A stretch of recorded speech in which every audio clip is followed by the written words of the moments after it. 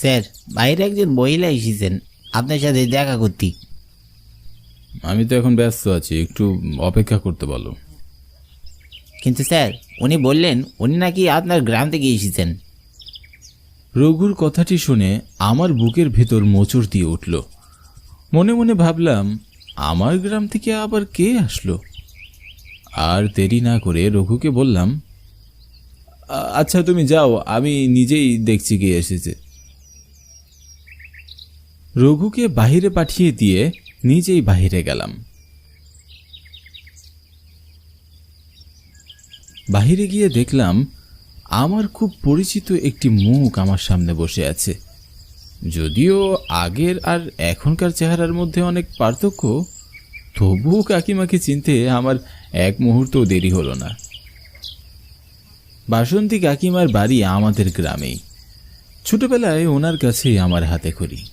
কাকিমা আমায় দেখে চেয়ার ছেড়ে তাড়াহুড়ো করে উঠে দাঁড়ালো। দাঁড়িয়ে কেন, বসুন না। তা কাকিমা, আপনি এখানে? হ্যাঁ বাবা, তোমার সাথে আমার একটু বিশেষ প্রয়োজন ছিল। তোমার বাবা মা মারা যাবার পরে সেই যে গ্রাম ছাড়লে, আর কোনো দিন গ্রামে গেলে না। গ্রামে বাবা মা ছাড়া আমার আর কে আছে বলুন, যে তার কাছে আমি যাব? আচ্ছা বাদ দিন। তা আপনি কি যেন বলছিলেন? অনেক কষ্টে তোমার ঠিকানা জোগাড় করেছি বাবা। বাবা, বলছিলাম তুমি কি এই চিঠিটা একটু কন্তিপুর গ্রামে শোভার কাছে পৌঁছে দিতে পারবে? বহু বছর পর কারো মুখ থেকে এই নামটি শুনে বুকের ভিতরটা ছ্যাদ করে উঠল। পুরনো দিনের স্মৃতিগুলো চোখের সামনে ভাসতে লাগলো। হে আবার এমন কি কাজ? আপনি একদম চিন্তা করবেন না কাকিমা। এখন তো বিকেল, আর একটু পরেই হয়তো সন্ধ্যা নামবে। আমি কাল সকালে কাউকে পাঠিয়ে চিঠিটি সবার কাছে পৌঁছে দেওয়ার ব্যবস্থা করব। না না বাবা, এমনটা হলে তো আমি চিঠিটা পাঠাতে পারতাম। আজকে রাতের মধ্যেই চিঠিটা পৌঁছাতে হবে। আর আমি চাই চিঠিটা তুমি নিয়ে যাও বাবা। তোমার কাকা বাবু মারা যাবার পরে একা মানুষ মেয়েটাকে আর ভালো জায়গায় বিয়ে করাতে পারলাম না বাবা। মেয়েটি আমার অনেক কষ্টে আছে বাবা। তোমার সাথে করা আমার অন্যায়ের ফল ভোগ করছে মেয়েটা। কথাটি বলেই কাকিমা বসা থেকে উঠে চলে গেলেন। আমিও তার কথায় আবেগাপ্লুত হয়ে তাকিয়ে রইলাম তার পথের দিকে। মনের মধ্যে শত স্মৃতির ঢেউ ভেসেই চলছিল। কাকিমা চলে যাবার পরে আমি তখনই বেরিয়ে পড়ি কুন্তিপুর গ্রামের উদ্দেশ্যে। সে অনেক দূরের পথ, বুঝতেই পারছি যেতে যেতে প্রায় রাত হয়ে যাবে। কিন্তু তাতে কি, অনেকদিন পরে দু চোখ ভরে দেখব আমার শোভাকে। এ কথা ভেবে শত দুঃখের মাঝেও যেন একটুখানি খুশি উকি দিচ্ছিল আমার মনের মাঝে। ছোটবেলা থেকে আমি আর শোভা একে অপরকে খুব ভালোবাসতাম। স্কুলের গণ্ডি পেরিয়ে শহরে আসি উচ্চ শিক্ষার জন্য। এরই মধ্যে এক দুর্ঘটনায় বাবা মা দুজনকে একসাথে হারায়। বাবা মাকে হারানোর পরে ভীষণ একা হয়ে পড়ি। তাই শোভার বাড়িতে বিয়ের প্রস্তাব রাখি। ভেবেছিলাম শোভাকে বিয়ে করে গ্রামে কোনো একটা ছোট চাকরি করব, আর বাবার ফেলে রাখা জমিগুলো দেখাশোনা করে এই গ্রামেই থেকে যাব। কিন্তু তা আর হলো না। কাকাবাবু বিয়েতে রাজি হলেও কাকিমা রাজি হলেন না। কারণ আমার বাবা মা নেই, মানে মাথার উপরে ছাতা নেই। তার মধ্যে আমি তখনও বেকার। শোভা অনেক লক্ষ্মী মেয়ে। আমি জানি সে তার বাবা মার সিদ্ধান্তের উপরে একটাও কথা বলবে না। তাই বাধ্য হয়ে আবার শহরে ফিরে আসি। আমি এখন শহরের এই স্কুলটির প্রধান শিক্ষক। ভাগ্য কোথায় কাকে নিয়ে যায় তা কেউই বলতে পারে না। তবে এসব কিছুর মাঝে বেচারি শোভার কথা ভেবে বেশ মন খারাপ লাগছে। শুনেছিলাম এক ট্রাক ড্রাইভারের সাথে বিয়ে হয়েছে তার। ভেবেছিলাম হয়তো অনেক সুখে আছে, কিন্তু আজ যা শুনলাম তা শুনে ভিতরে ভিতরে বেশ খারাপ লাগছে। যার ভালোবাসার মূল্য দিতে গিয়ে নিজে কখনো বিয়ে করলাম না, তার এমন দুর্দশার অবস্থার কথা শুনে ভেতরটা কেমন ভেঙে চুরমার হয়ে গেল।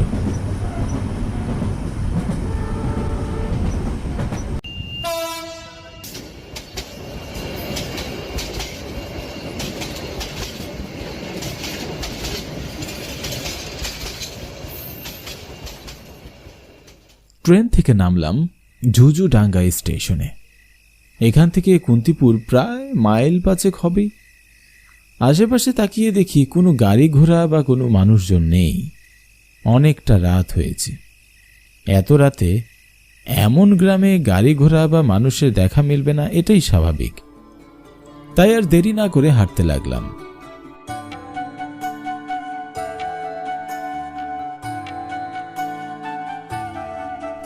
কিছুটা পথ হাঁটার পরে একটা ঘুমন্ত রিক্সা চালকের দেখা মিলল। রিক্সায় বসে বসে ঘুমোচ্ছে। লোকটিকে উদ্দেশ্য করে ডাকতে লাগলাম, শুনছেন, যাবেন নাকি দাদা?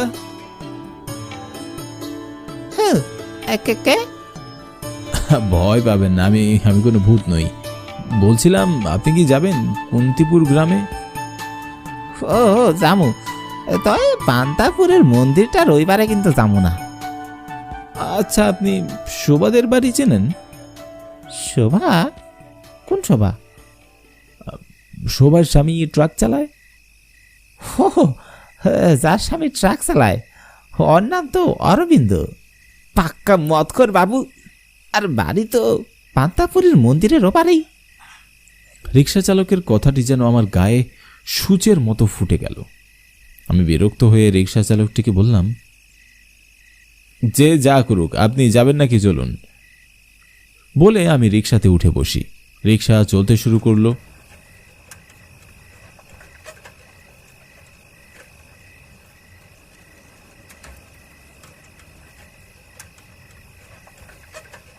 রিক্সা চলতে চলতে অন্ধকারের মধ্যে মেঠো পথের রাস্তা দিয়ে চলতে শুরু করলো।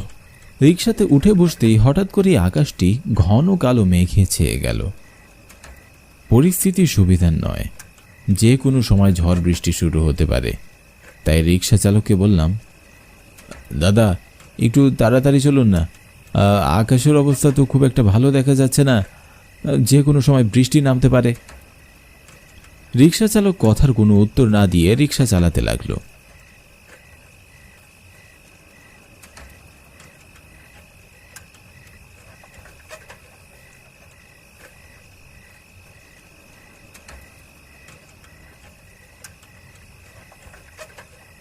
খানিক সময় বাদে একটি পুরনো মন্দিরের সামনে এসে রিক্সাটি থামিয়ে আমাকে বললেন, এই দাদা, এখানে নেমে পড়ুন দেখিনি। কেন, আর সামনে যাবেন না? আগেই তো বলেছি মন্দিরের সামনে আর যাওয়া যাবে না। তাড়াতাড়ি নেমে আমার ভাড়াটি দিন বাবু, মানে এখান থেকে কেটে পড়ি। শুনুন, আপনাকেও বলছি, জায়গাটি একদম খুব একটা ভালো নয়। আপনি যত তাড়াতাড়ি সম্ভব এখান থেকে চলে যান। কেন জানি শুরু থেকে এই লোকটির কথা আমার একটু ভালো লাগছিল না। আমি এই লোকটির কথার কোনো উত্তর না দিয়ে রিক্সা থেকে নেমে লোকটিকে ভাড়া দিয়ে বিদায় জানালাম। পাওনা টাকাটি পেয়ে রিক্সা চালকটি আর এক মুহূর্ত দেরি না করে রিক্সা চালিয়ে চলে গেলেন। আমিও সামনের দিকে হাঁটতে লাগলাম। কয়েক কদম হাঁটতেই আকাশ ভেঙে ঝমঝমিয়ে বৃষ্টি নামল। কি করব ভেবে কিছু না পেয়ে পুরনো মন্দিরের দরজার সামনে গিয়ে দাঁড়িয়ে পড়লাম।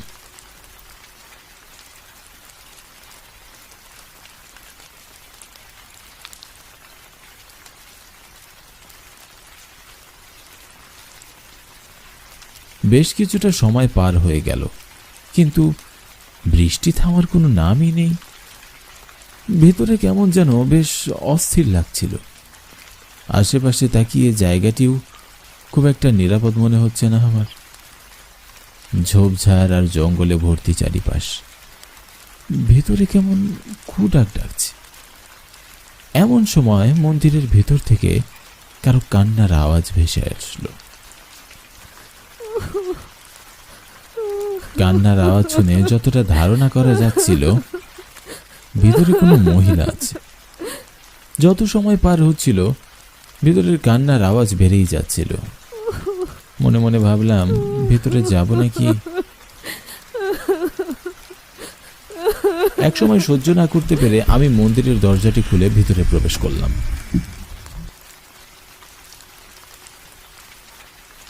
মন্দিরের ভিতরে ঢুকে দেখি একটি বুড়ি সামনে পান্তার থালা নিয়ে বসে আছে।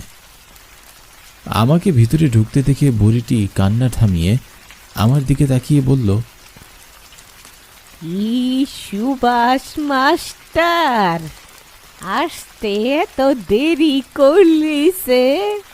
বুড়িটির কথায় আমি বেশ আশ্চর্য হলাম। বুড়িটি আমার নাম জানলো কি করে? আমি জোর খাটিয়ে মনে করার চেষ্টা করলাম যে ওনার সাথে আমার আগে কখনো দেখা হয়েছিল কিনা, কিন্তু না, আমি ওনাকে এই জীবনে প্রথমবারই তো দেখছি। ভেবে কোনো কুলকিনারা না পেয়ে বুড়িটিকে জিজ্ঞাসা করলাম, আপনি আমাকে চেনেন? আপনি আমার নাম জানলেন কি করে? তুই আমাকে চিনিস না, কিন্তু আমি তোদের সবাইকে চিনি। এখানে মূর্তি চুরি করতে আসছিলিস তাই না? আমি ছাড়বো না তোদের কাউকে।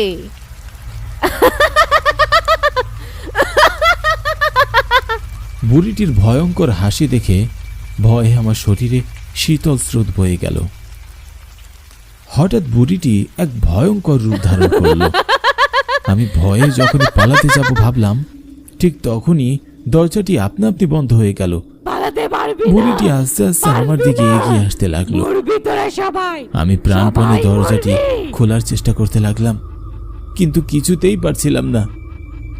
বুড়িটি আমার দিকে যত এগিয়ে আসছিল আমার ভিতরে তত বেশি ভয় বাড়ছিল। বুঝতে পারছিলাম আজ হয়তো আমার সাথে খারাপ কিছু ঘটতে চলেছে। এক সময় বুড়িটি আমার এক কদম কাছে চলে আসে, আর তখনই হঠাৎ দরজাটি খুলে যায়। আমি প্রাণপণে সামনের দিকে ছুটে চললাম। কতক্ষণ ছুটেছি জানি না। এক সময় ক্লান্তি আর ভয়ে জ্ঞান হারিয়ে ফেলি। পরের দিন যখন আমার জ্ঞান ফিরে, তখন আমি নিজেকে শোবার ঘরে আবিষ্কার করি। শোভা আমার কাছে বসে আমার জ্ঞান ফেরানোর অপেক্ষা করছিল। শোভার কাছ থেকে জানতে পারি রাতে নাকি সেই রিক্সা চালকটি আমাকে তার বাড়িতে অজ্ঞান অবস্থায় নিয়ে এসেছে। আমি শোভাকে মন্দিরের সেই বুড়ির কথা জিজ্ঞাসা করলে শোভা জানায়, বহু বছর আগে ওই মন্দিরে এক বুড়ি থাকতো যে সারাদিন শুধু পান্তা খেত আর বসে বসে মন্দিরের মূর্তি পাহারা দিত। কিন্তু হঠাৎ একদিন দুজনের ডাকাতের হাতে সে নিজের প্রাণ হারায়, আর ডাকাতগুলো মন্দিরের মূর্তি চুরি করে নিয়ে যায়। সে থেকে বুড়িটির আত্মা সেই মন্দিরেই ঘুরে বেড়ায়, আর যে ওই পথ দিয়ে রাতের বেলা যায় তাকেই সে ভয় দেখায়। শোভার কথাগুলো শুনে আমি পকেট থেকে তার মায়ের চিঠিটি বের করে শোভার দিকে এগিয়ে দিতেই শোভা এক বিস্ময়কর নয়নে আমার দিকে তাকিয়ে রইল। শোভাকে চিঠিটি দিয়ে আমি বেরিয়ে আসছিলাম, ঠিক তখনই আমাকে চমকে দিয়ে শোভা বলল, গত 2 দিন আগে আমার মা আর আমার স্বামী বাড়ি ফেরার পথে এক সড়ক দুর্ঘটনায় মারা গিয়েছে। আমি এখন ভীষণ একা।